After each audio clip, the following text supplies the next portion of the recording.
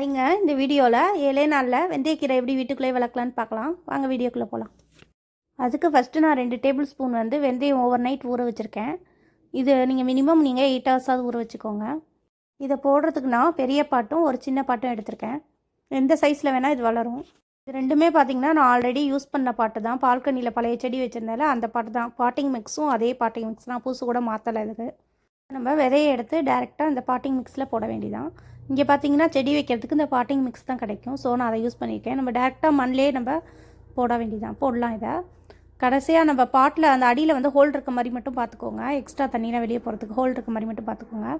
இப்போ நம்ம எல்லா விதையும் நான் போட்டேன். இப்போ லைட்டாக மேலே நம்ம இந்த அதே பாட்டிங் மிக்ஸ் லைட்டாக மேலே அப்படியே மண்ணை போட்டு அப்படியே மூடிட வேண்டியதான். நம்ம இந்த விதையெல்லாம் தெரியாத மாதிரி போட்டு மூடிட வேண்டியதான். இப்போ இந்த சின்ன பாட்டிலையும் வெந்தயத்தெல்லாம் போட்டு நம்ம லைட்டாக மூடி வச்சிடலாம்.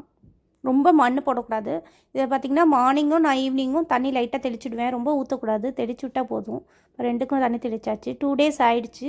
இப்போ 2 டேஸ்லேயே பார்த்திங்கன்னா வெளியே லைட்டாக வர ஆரம்பிச்சிடும். 2-3 டேஸ்லேயே வெளியே வந்துடும். இது பார்த்திங்கன்னா 7 டேஸ் ஆகிடுச்சு. நல்லாவே நம்ம வெந்தயக்கீரை நல்லாவே வீட்டுக்குள்ளேயே முளைச்சிருச்சு. நம்ம வேணுங்கிறப்ப கட் பண்ணி யூஸ் பண்ணிக்கலாம். இதில் என்னென்ன டிஷ்ஷெல்லாம் பண்ணலான்னு நம்ம நெக்ஸ்ட் வீடியோவில் பார்க்கலாம். பாய்ங்க.